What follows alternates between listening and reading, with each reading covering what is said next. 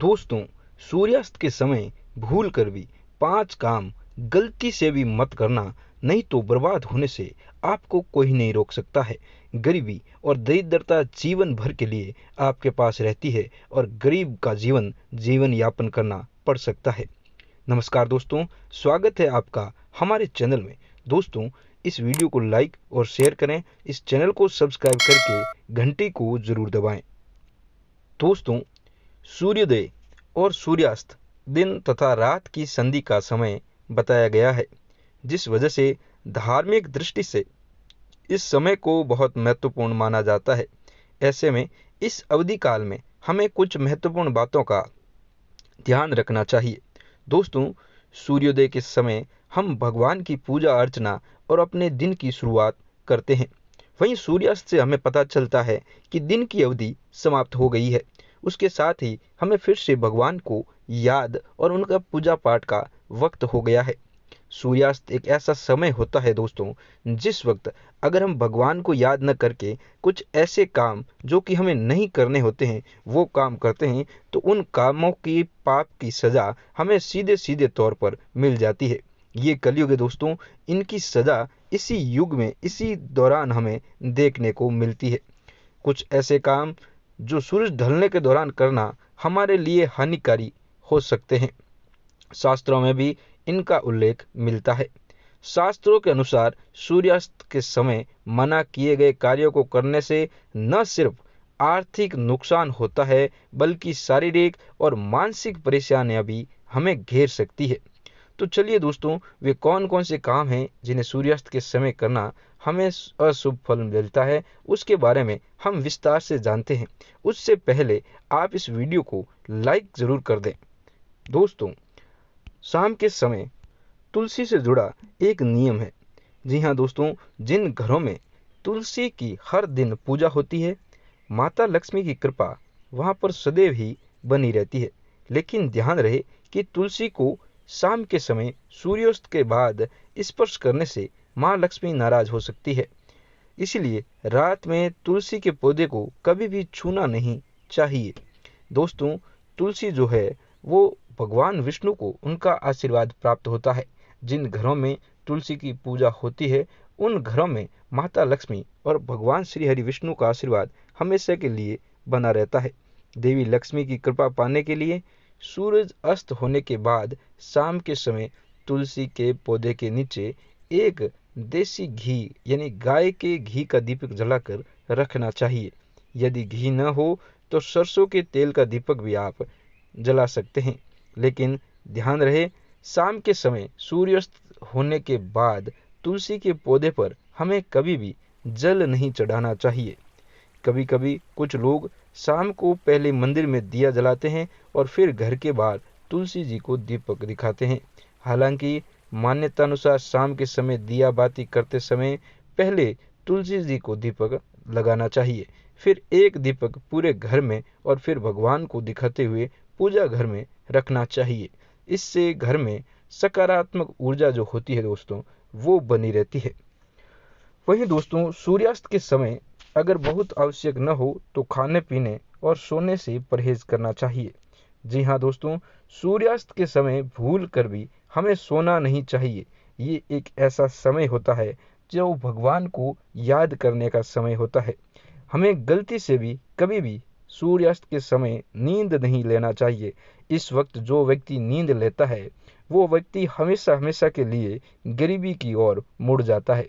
उस व्यक्ति के घर में दारिद्रता का हमेशा के लिए निवास हो जाता है और उस व्यक्ति की जो पाप की सज़ा जो है वो पूरे परिवार को भुगतनी पड़ सकती है। इसीलिए इस समय जो लोग सोते हैं वो देवी लक्ष्मी उस घर से रूठ कर चली जाती है। साथ ही दोस्तों, इससे मोटापा और स्वास्थ्य संबंधी समस्याएं होने की भी आशंकाएं रहती है। इसके अलावा शास्त्रों में शाम के समय दोस्तों एक शारीरिक संबंध बनाना भी वर्जित माना गया है। मान्यता है ऐसा करने से घर में दुर्भाग्य आता है। ये समय भगवान और माता लक्ष्मी को याद करने का समय है। इस समय भूल कर भी शारीरिक संबंध और पर स्त्री गमन हमें नहीं करना चाहिए। इसीलिए इन चीज़ों से ज़रूर बचने। दोस्तों, सूर्यास्त के बाद झाड़ू पोछा करना भी अशुभ माना जाता है। शास्त्रों की माने तो सूर्यास्त के बाद घर में झाड़ू पोछा करने से घर की खुशियां और गुड लक समाप्त हो जाता है। इसके अलावा शास्त्रों के मुताबिक सूर्यास्त के दौरान पढ़ाई करना भी अच्छा नहीं होता है। ऐसा करने से भगवान नाराज हो जाते हैं। ऐसा कहा जाता है कि सूर्यास्त के दौरान घर पर बैठे रहने या पढ़ने के बजाय खेलना चाहिए या कोई शारीरिक गतिविधि करनी चाहिए। इसीलिए शाम का समय अक्सर टहलने और खेलने को कहा जाता है। आपको दान धर्म और कुछ ऐसी चीज़ें जो होती है उनको करने के लिए भी मनाही है। ज्योतिष शास्त्र के अनुसार कलयुग में दान का विशेष महत्व है, यानी कि अगर आप पूजा पाठ और अन्य धार्मिक कार्य नहीं भी करते हैं लेकिन दान करते हैं तो वो भी पूजा पाठ के तुल्य ही माना जाता है। लेकिन दान के भी कुछ विशेष नियम होते हैं। दोस्तों, ज्योतिष शास्त्र के अनुसार दही का दान करना बहुत शुभ होता है, विशेष तौर पर अगर ये ज़रूरतमंदों और असहायों को दान किया जाए तो। लेकिन कभी भी सूरज ढलने के बाद इसका दान नहीं करना चाहिए।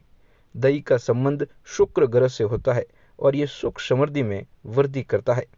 यही वजह है कि सूरज ढलने के बाद इसका दान करने से जीवन में सुख समृद्धि की कमी होती है। ज्योतिष शास्त्र के अनुसार दूध का दान करना भी अत्यंत शुभ होता है, लेकिन जातकों को कभी भी सूरज ढलने के बाद दूध का भी दान नहीं करना चाहिए। इसका संबंध सूर्य और चंद्रमा दोनों से ही माना गया है। शाम के समय इसका दान करने से देवी लक्ष्मी और श्री हरि दोनों ही रूठ जाते हैं। साथ ही जातकों के जीवन पर भी इसका उल्टा प्रभाव पड़ता है। इसलिए भूल कर भी कभी सूरज ढलने के बाद दूध का दान नहीं करें। दोस्तों, ज्योतिष शास्त्र के अनुसार सूरज ढलने के बाद कभी किसी को पैसे भी देना वर्जित माना गया है, क्योंकि वह पैसे ही माता लक्ष्मी का स्वरूप है और उन पैसों को कभी भी दूसरों को नहीं देना चाहिए। फिर लहसुन प्याज का दान भी सूरज ढलने के बाद नहीं करना चाहिए। मान्यता है कि अगर सूरज ढलने के बाद किसी को पैसे दान दिए जाएं तो लक्ष्मी माता रूठ जाती है, जीवन में आर्थिक तंगी जो है वो बढ़ने लगती है। वहीं लहसुन प्याज दान किया जाए तो इसके दुष्प्रयोग होने के भी चांसेस रहते हैं।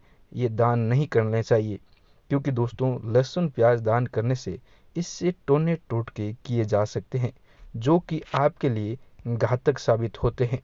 लहसुन और प्याज से जुड़े जो जितने टोने टोटके होते हैं, इतने किसी भी चीज़ से जुड़े टोने टोटके नहीं होते हैं। और शाम के समय अगर आप इन चीज़ों का दान करते हैं तो कई लोग ऐसे होते हैं जो आपसे खुश नहीं होते हैं। वे लोग इन चीज़ों का गलत इस्तेमाल भी कर सकते हैं।